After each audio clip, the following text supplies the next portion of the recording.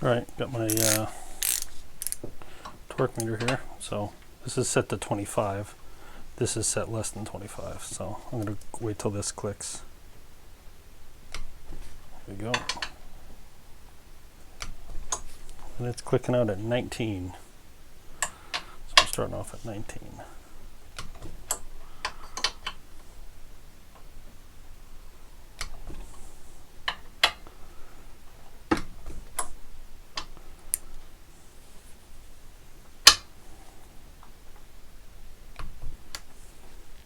And 20, but that's pretty close. It's pretty consistent.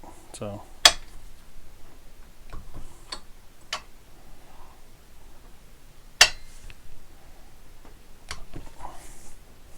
19. All right.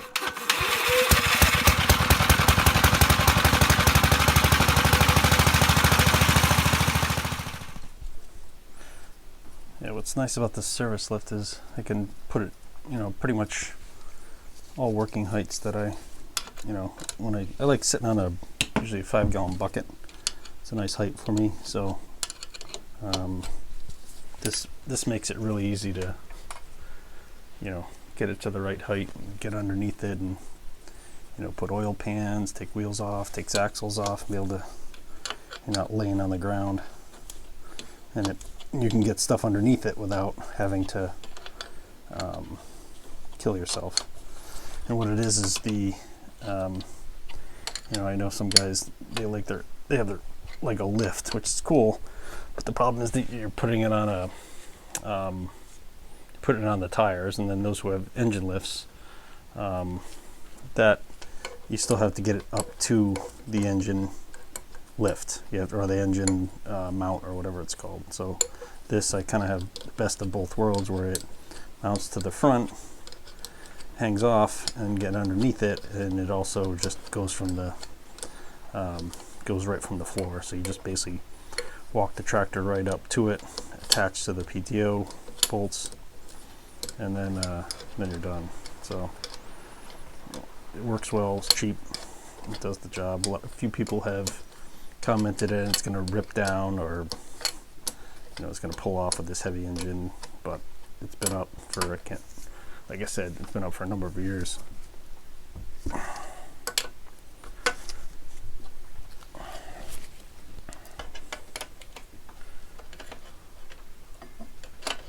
Come on, stinker.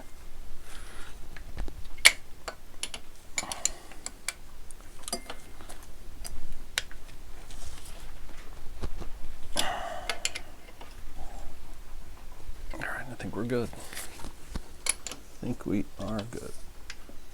All right, so the engine's on. All right.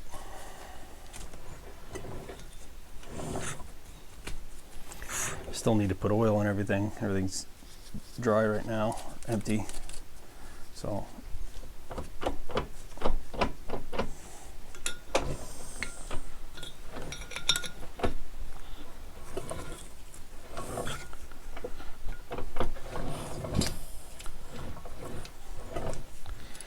see. All right, got the engine on, not fully tightened down, but it's ready.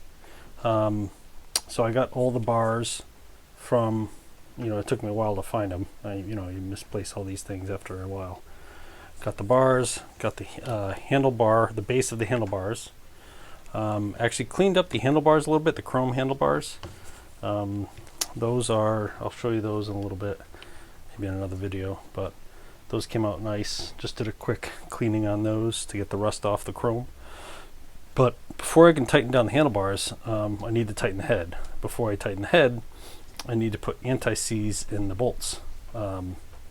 So normally guys put anti-seize on each bolt. What I like doing, I like putting it in each of the holes rather and try to keep it below the surface. I try not to get on this surface or in the shaft. So a while ago I put some anti-seize in a syringe with a large bore needle, blunt tip needle on it. So I'll show you how I do it.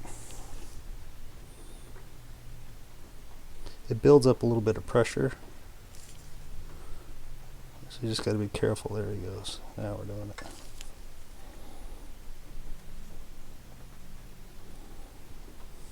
So it kind of, it's not, basically what I like doing is it's not as messy doing it this way. So you have, basically kind of put it where you want to put it. Got a little bit on the head there, but that's not bad.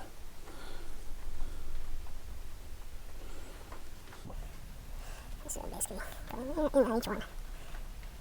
So basically, the first time I put it in the syringe, it wasn't easy. It did make a mess. I tried to get it from like that paste with the brush into here, but it it's definitely worth it. So you make the the one time, which is a pain in the ass. Ooh, it's my fault there. Just squirt it on each one. What I'll do is after I'm done, I'll basically wipe the upper surface off to make sure nothing's there. I'll just pull back on the needle here. So here we go. So you've got a couple spots here. They just need to wipe a little bit.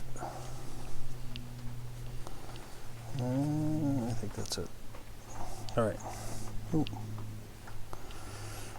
All right. So now, if you look, so with the camera, if you look, you can see it's all in all the holes. So it's where I want it, and it's not where I don't want it. So basically what we'll do now is put the head on and torque everything down.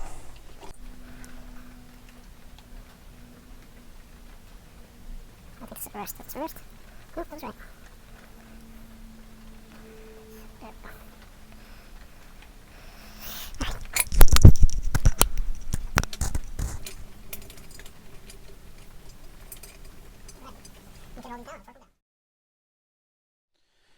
All right, so these are just quickly hand spun down. Nothing, they're not tight yet. So the torque spec is 25 to 30 foot-pounds, or since I have inch-pound torque wrench here, that's basically 300 to 360 inch-pounds. So bolt pattern is basically 1, 2, 3, 4, 5, 6, 7, 8, 9. So I'll just slowly work my way up, and until I get to, and this is set to 300 for now. Just do it a little light. I'm really baby it when I do these head gaskets. I'm always a little afraid that I'm gonna over tighten them, strip them, break. So I just kind of do a very light, tight up to the point of. So I basically just snug them up.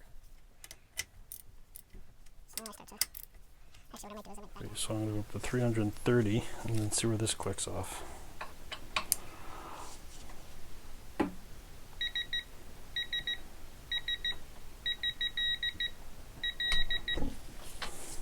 $25.6 and go.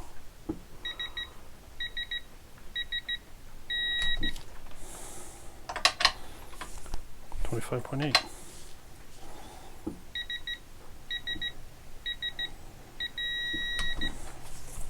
26.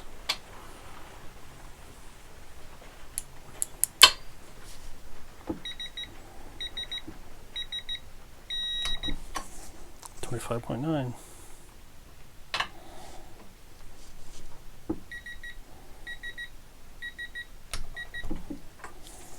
25.8.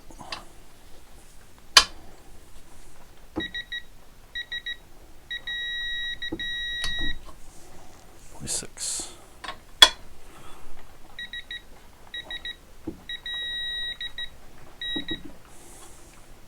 26.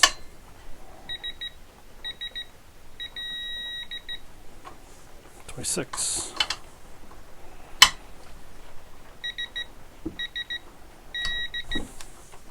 26.3. Really close. 26.3. So really close. So we're good. We're good. All right. Let's get these handlebars down. I think that's everything. Hopefully that's everything. So Everything's still loose just because there's I don't know if the handlebar's a little bent. Just easier to get these on when there's everything's loose. Then we'll just like drop right in like the old Model L's. You know, you can have them pretty tight and they just drop in. At least on mine.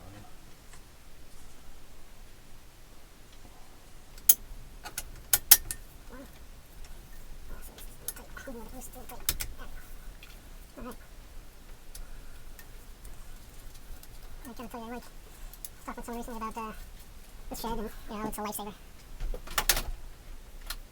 You do so much more having stuff inside.